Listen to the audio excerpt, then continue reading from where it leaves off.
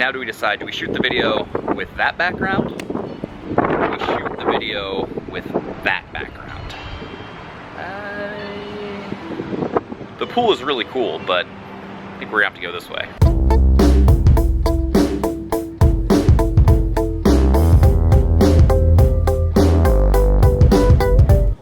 All right, guys, this is it. Welcome to day 31 of our 31-day vlog challenge. It's only fitting I'm here on my last day in Hong Kong. Got a beautiful private rooftop pool. We got views of the city. It doesn't get much better than this. I've literally just been hanging out and working up here all day because, why not? Hotel room here, really nice hotel room, 150 bucks, about a mile from like central Hong Kong. So the location's okay, but this pool and the gym with the rooftop view, unbelievable. So in this video, I'm going to share with you some of the things that I've learned from doing a daily vlog for 31 days. It didn't exactly go how I expected it to, but that's both a good thing and a bad thing. So we're gonna look at some of the things I've learned. And hopefully, if you've been considering doing a daily vlog, you're gonna have a better sense of whether or not it's right for you at the end of this video. By the way, since I've been in Hong Kong, I haven't been doing this, hit subscribe. If you like this content, if you wanna learn how to build a business you can run from anywhere, and I mean literally anywhere, hit subscribe, give this video a thumbs up, sign up for my email list, shoot me an email. I wanna do anything I can do to help. So, with that, let's jump right into it. Oh, here comes the rain. Let's do this quick. Thing number one I learned, subscriber growth is way more difficult than I expected it to be. So since I started the daily vlog, I've gotten about 500 new subscribers. It seems like a pretty good number, but I've promoted this in blog posts to my email list, all over social media, everywhere. So when you factor in how much I've been like pimping that, it really doesn't seem like it's that high, especially when you consider there's people that get one mention on a big blog and they get tens of thousands of subscribers. So that was much more difficult than I expected it to be. All right, when the guys that work here are sprinting to get everything cleaned up in time, you know it's about to get really wet. See you later. All right, let's try this again. At least the little break gave me a chance to go to the gym, get a little workout in. I'm gonna do this and then I'm gonna go hit this pool over here before it starts raining again. So, back to it. Number two. It takes a ton of time, 2 to 4 hours a day of shooting, editing, and just thinking about how you're gonna tell a whole story throughout the course of the day. And unfortunately, that was 2 to 4 hours out of the day that I wasn't working on my primary business. And as much as I thought this was gonna be a business endeavor, it really hasn't had much of an impact that I can tell on my business. I'm sure that at some point in the future, people are gonna watch the videos and they're gonna be like, oh, you know what? I like that guy. I trust that guy. I'll buy Location Rebel or something to that effect. But at least in measurable impact, I didn't necessarily see a whole lot. 3, my business suffered.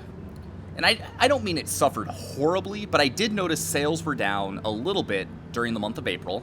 And I think a lot of it was just because, there was probably, 100 hours of time that I should have been spending on my business that I didn't because I was doing the videos.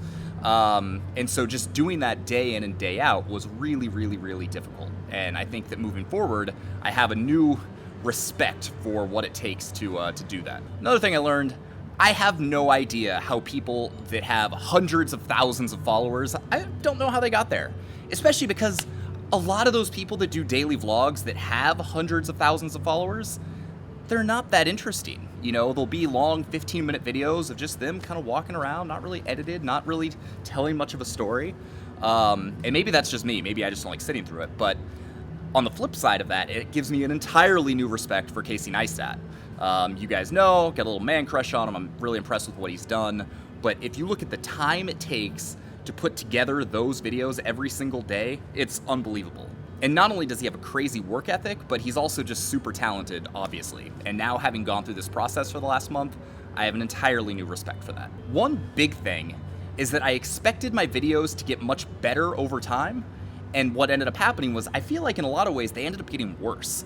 Because, in the first week or two, I was super gung-ho, I was all ambitious, I thought I was gonna just, everything was gonna take off and I was gonna get tons of subscribers. What ended up happening was 2 weeks into it, I realized I wasn't being able to focus on the business, so it got to the point where I was just trying to throw stuff out. I was just trying to get it done for the sake of getting it done as opposed to creating the best thing I possibly could.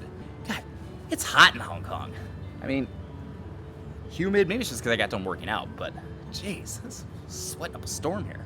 Another thing is that no matter how interesting your life is, you're gonna have days that aren't that interesting. And trying to figure out how to tell a story and do something on video when all you're doing is working for 10 hours a day and sitting in front of your computer, that was kind of a challenge. Moving along those same lines, I never quite struck the balance between doing a daily vlog and being narcissistic and just showing me versus, you know, doing something that's going to be applicable to somebody else and something that's helpful and useful. So if you'll notice, in almost every single one of my videos, I try and have some sort of takeaway, whether it's advice from another entrepreneur or giving feedback on something I've learned or something. I feel like I want there to be an actionable takeaway from every video I do. And I don't think that's always necessarily the case with a lot of people that are doing daily vlogs on YouTube. There's a lot of YouTubers that make really helpful content, but there's certainly some out there that I don't feel like they do. It's just like, hey, here's my day. And I was never very comfortable doing that. Most importantly, I achieved my #1 goal for this. So I'm not sure if you've seen some of the other videos, but my #1 goal for this was not to blow up my business, was not to get a huge amount of subscribers. It was to cultivate discipline.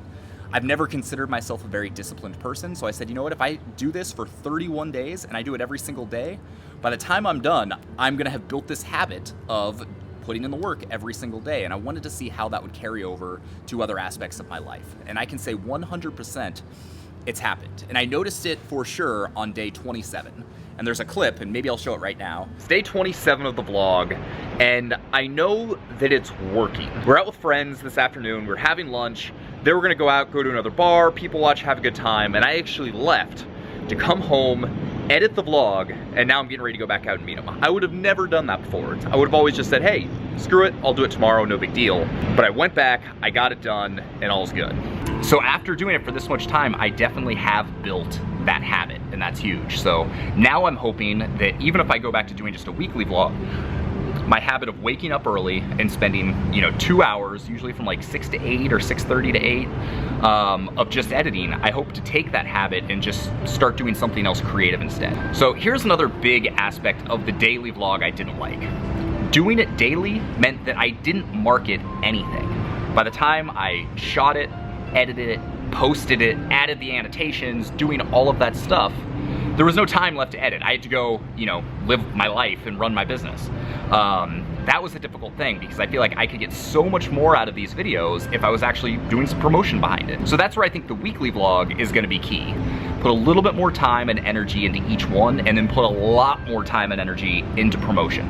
I think if there's one key takeaway that I've learned, it's that things don't just happen. People aren't just gonna find you. You have to actually put yourself out there, and you have to actually work to promote it and market it and things like that. So those were just a few of the things that I learned from doing a daily vlog for 31 days.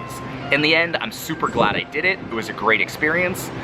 About halfway through, I got pretty over it. I was like, you know what? I'm ready to move on and be done with this, but I learned a lot about myself. I learned a lot about the process of editing videos and telling stories, and I think that's gonna be really beneficial for my business later on. Like I said, I didn't necessarily feel like the daily vlog had much of a business impact, but just becoming better at putting together stories through video is gonna be great for the YouTube channel in the future. It's gonna be great for my blog in the future. It's gonna be great for marketing in the future. It's gonna be great for, Location Rebel and sales. Hopefully that's not too windy, I'm sorry. So I think it was a really good thing. But anyway, it's gonna be weird not to put together a vlog tomorrow, but we'll see how it goes. I can't thank you enough. If you're watching this and you've made it this far, thank you so much. The fact that you tuned in and watched, what was going on in my life for a month is pretty cool. And I didn't think that, frankly, anybody would care, and a lot of people did, so that was a lot of fun. So I'm still gonna be doing a lot of videos. I'm not entirely sure what my schedule is gonna be. I think it's probably gonna go back to every Thursday. Hit subscribe, check it out, thumbs up, shoot me an email, sean@locationrebel.com. Would love to know what you think, would love to know what kind of content you wanna see me create in the future. And with that, this is my second to last day in Hong Kong. So I'm gonna enjoy this. Like I said, have you guys seen, you see this? Did you see that? That pool? You see that view? Yeah, man. And that is why you stay in this hotel.